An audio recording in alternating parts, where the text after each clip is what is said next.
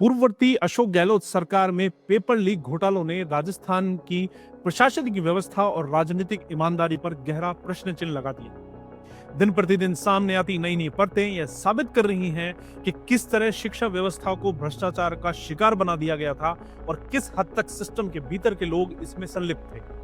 2023 में सत्ता परिवर्तन के बाद मुख्यमंत्री भजनलाल शर्मा की सरकार ने इस गंभीर मुद्दे को सर्वोच्च प्राथमिकता देते हुए विशेष जांच टीम का गठन किया। इसके बाद से राजस्थान में पेपर लीक जैसे संगठित अपराध के खिलाफ सख्त कार्रवाई का दौर चल रहा था। राजस्थान में वर्षों से भर्ती परीक्षाओं में पेपर लीक की घटनाएं प्राय देखने को मिलती रही हैं। लेकिन पिछली गहलोत सरकार के कार्यकाल में एसआई भर्ती 2021 के प्रश्न पत्र की चोरी ने पूरे राज्य को हिला कर रख दिया था। उस परीक्षा में कुल 859 पदों के लिए परीक्षा आयोजित हुई थी, जिसमें लगभग 3,80,000 अभ्यर्थियों ने भाग लिया था।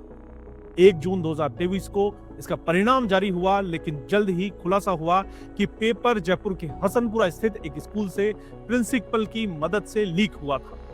भजनलाल सरकार ने आने के बाद एसआईटी और एसओजी ने लगातार छापेमारी और जांच प्रारंभ की, जिसका असर यह रहा कि अब तक 54 ट्रेनी सब इंस्पेक्टर सहित कुल 120 से अधिक गिरफ्तारी हो चुकी है।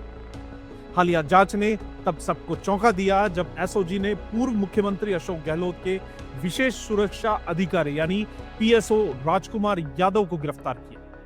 राजकुमार ने अपने बेटे को प्रश्न पत्र उपलब्ध करवाया। बाद में वही पेपर उसके पड़ोसी के बेटे रविंद्र सैनी और एक अन्य पीएसओ सत्येंद्र सिंह यादव को भी मिला। यह जानकारी स्तब्ध करने वाली रही, क्योंकि राजकुमार यादव जिस समय से यह कृत्य कर रहा था वह तत्कालीन मुख्यमंत्री की सिक्योरिटी में तैनात था। यही नहीं, सत्येंद्र खुद कई मंत्रियों विधायकों का पीओसो रह चुका था और एसआई चयनित होने से पहले कांस्टेबल था। दोनों के बीच इस दौरान नजदीकी बढ़ी। अब पुलिस यह पता लगाने में जुटी है कि आखिर वह प्रश्न पत्र राजकुमार यादव तक कैसे और कहां से पहुंचा। वर्तमान में वह जयपुर की सिटी पुलिस लाइन में तैनात है। पेपर लीक मामले की परतें खुलने के साथ ही सवाल उठने लगे हैं कि जब सीएम के सबसे करीबी सुरक्षा कर्मचारी को पेपर बिकने की जानकारी थी, तो क्या पूर्व मुख्यमंत्री अशोक गहलोत को इसकी खबर नहीं थी? उस समय गृह मंत्रालय भी अशोक गहलोत के पास था, जिससे उनका खुफिया नेटवर्क भी सवालों के घेरे में आ गया है। स्वाभाविक है, जब इस पेपर लीक की कड़ियां आरपीएससी से लेकर सीएम हाउस तक जुड़ जाएं, तो कहीं ना कहीं बड़े लोगों की भूमिका की आशंका गहराती है। पेपर लीक पर कार्रवाई के दौरान कांग्रेस के तत्कालीन पीसीसी प्रमुख गोविंद सिंह डोटासरा अक्सर कहते दिखे, मगरमच्छ कब तक पकड़ोगे, छोटी मछलियों तक पकड़ते ही रहोगे क्या? लेकिन जब मगरमच्छ कहलाए जा रहे वरिष्ठ लोगों पर कार्रवाई शुरू हुई, तो कांग्रेसी खेमे में खामोशी छा गई। विरोधाभास तब और बढ़ गया जब शिक्षा मंत्री रहते हुए उन्होंने खुद की बहू के भाई बहन के आरएस में चयन और इंटरव्यू में एक जैसे 80-80 अंक मिलने पर आलोचना झेली। टॉप 16 अभ्यर्थियों में से सिर्फ 6 को ही इतने नंबर मिले थे, जबकि दोनों एक ही परिवार से थे। जहां कांग्रेस के कुछ नेता कार्रवाई पर छीटाकशी कर रहे थे, वहीं कांग्रेस के ही विधायक, खासकर दौसा से बालकराम बैरवा ने भजनलाल शर्मा सरकार की कार्रवाई की तारीफ की। उन्होंने कहा, सरकार सही दिशा में कार्य कर रही है। उन्होंने गहलोत सरकार में पेपर लीक पर भी सवाल उठाए और अपराधों के चलते युवाओं के बर्बाद भविष्य होने की बात भी मानी। इस घोटाला युक्त परिवेश में आरपीएससी के पूर्व सदस्य भी फंसते गए। जून 2024 में बाबूलाल कटारा और उससे पहले रामूराम राइका गिरफ्तार किए गए। दोनों पर रिश्वत लेकर पेपर बेचने का आरोप है।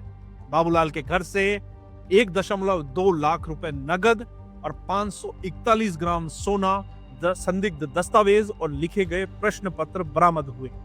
जांच में खुलासा हुआ है कि बाबूलाल ने द्वितीय श्रेणी परीक्षा में 2022 का पेपर अपने भांजे विजय डामोर के माध्यम से पहले 60 लाख, बाद में 80 लाख रुपए में दलालों को बेचा था। इसी तरह रामूराम राइका ने अपने बेटे बेटी को परीक्षा से पहले ही पेपर दे दिया था।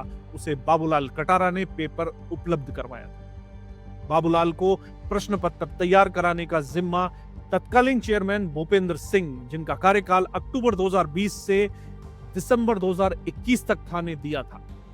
परीक्षा के आयोजन में बार बार संशोधन हुआ और कई सेट तैयार हुए, जिनमें से कुछ सेट कटारा ने मंजू शर्मा के आदेश पर अपने कब्जे में रख लिए। 24 दिसंबर 2022 को उदयपुर के बेकरिया थाने में एक संदिग्ध बस पकड़ी गई, जिसमें 49 अभ्यर्थी प्रश्न पत्र के उत्तर रट रहे थे।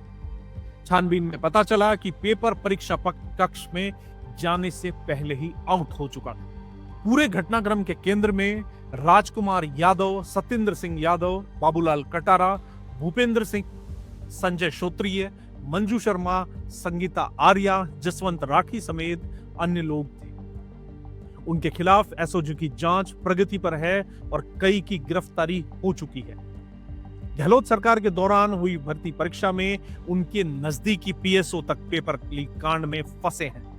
इससे साफ जाहिर होता है कि घोटाले की जड़ें प्रशासन के बड़े बड़े महकमे तक फैली थी। इन अपराधों ने प्रदेश के लाखों अभ्यर्थियों के सपनों के साथ खेला और सिस्टम के गहरे बैठे भ्रष्टाचार को उजागर किया।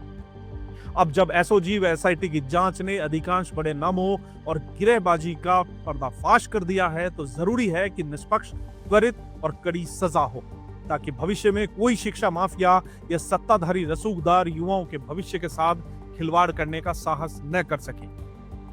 यह वर्तमान सरकार की और पूरे समाज की जिम्मेदारी है कि नौजवानों की मेहनत, प्रतिभा और ईमानदारी को उचित सम्मान व सुरक्षा मिले।